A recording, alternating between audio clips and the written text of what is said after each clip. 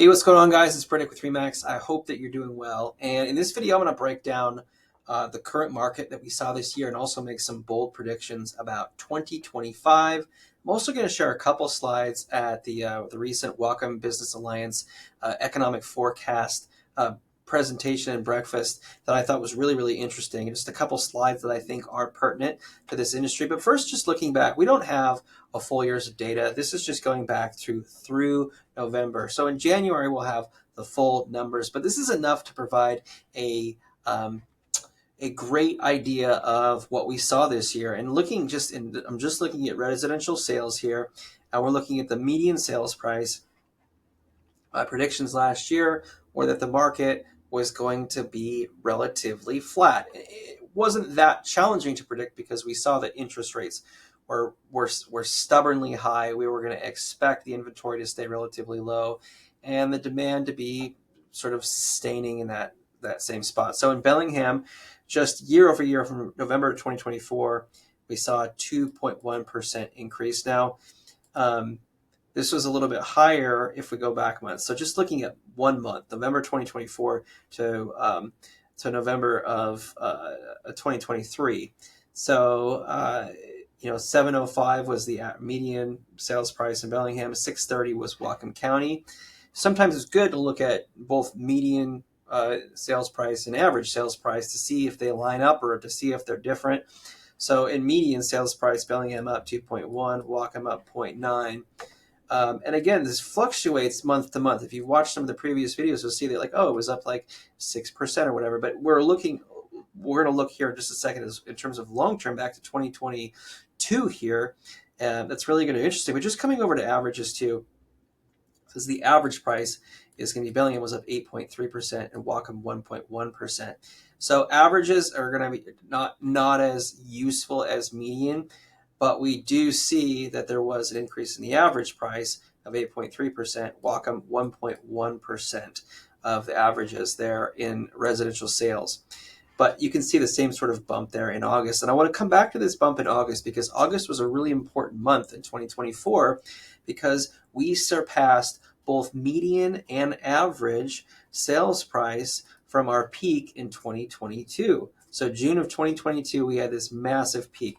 The market was going crazy. If you remember, we had insane bidding wars, and they eventually raised interest rates, and then that demand started to really soften. So if you come back here to June of 2022, Bellingham median sales price up 765, Whatcom 660, and then you can sort of see this relative drop.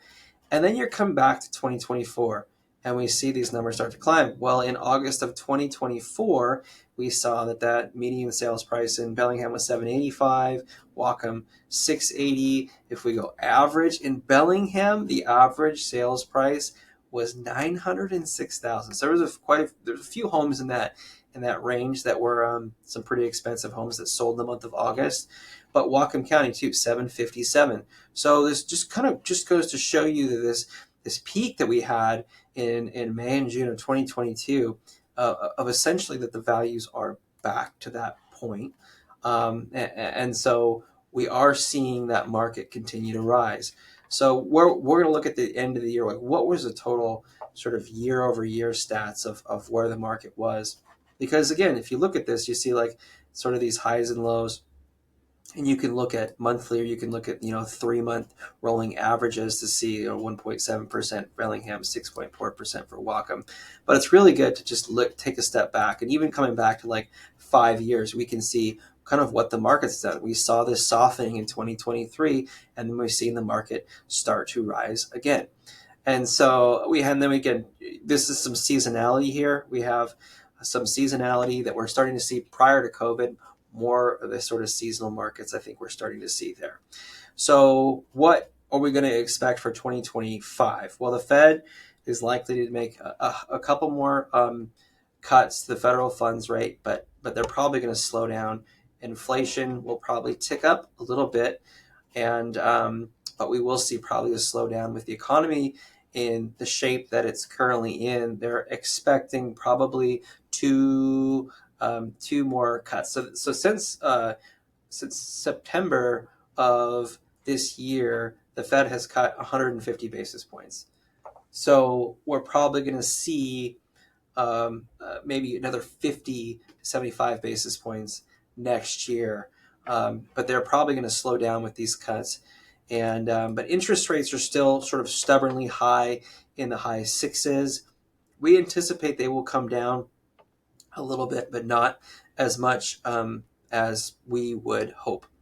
So you can see the federal funds rate target of roughly, they're expecting below 4%, 3.75 to 4% for the federal funds rate target for 2025. For 2024, and this is only looking through the third quarter of 2024, the overall GDP growth was ticking it along, 2.7% year over year increase in the U.S. growth in GDP. And so overall, economically, we're anticipating a year that is going to be economically on par with 2024. So my predictions for 2025 are going to be a year where we see modest increases in value. So I'm not expecting anything north of 7% in terms of an increase of values, but it's very possible that we could see supply start to get unlocked in certain ways, especially towards the second and third quarter of 2025. In terms of people are asking what the new administration is going to do in terms of real estate, I think the first thing that's important to keep in mind is that nothing happens fast. And so it's very possible that the new administration has said that they are going to really emphasize job creation, growth in terms of businesses. And so how that will trickle into real estate is not really known yet. It's anticipated that tax cuts are going to be extended. The 2017 tax cuts are very likely going to be extended, and it's going to be potential to happen in terms of tariffs, with increased tariffs in China, Mexico, and Canada. If those tariffs do come into fruition, for one, they could take some time, but those could see a bump in home building costs. Although there could be other red tape and regulations cut that make it easier. So those could be offset. But really, the point I want to make is we really don't know what the impact is going to be, and that the whatever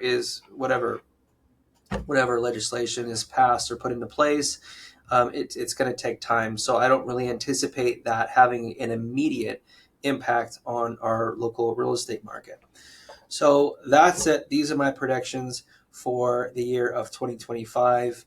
Modest growth, probably a trending down of mortgage interest rates into the high fives would be my guess. And I would say that there will be both an increase of demand and an increase of inventory, which will likely increase the amount of closed sales that happen in 2025 compared to 2024. We'll have the official numbers at the end of 2024 as to actually how many homes sold in comparison to years past, because we still have basically a month gap yet. We don't have that data, but stay tuned for that. I hope you guys are doing well, and if there's anything that I can do for you, please let me know. Until next time, take care.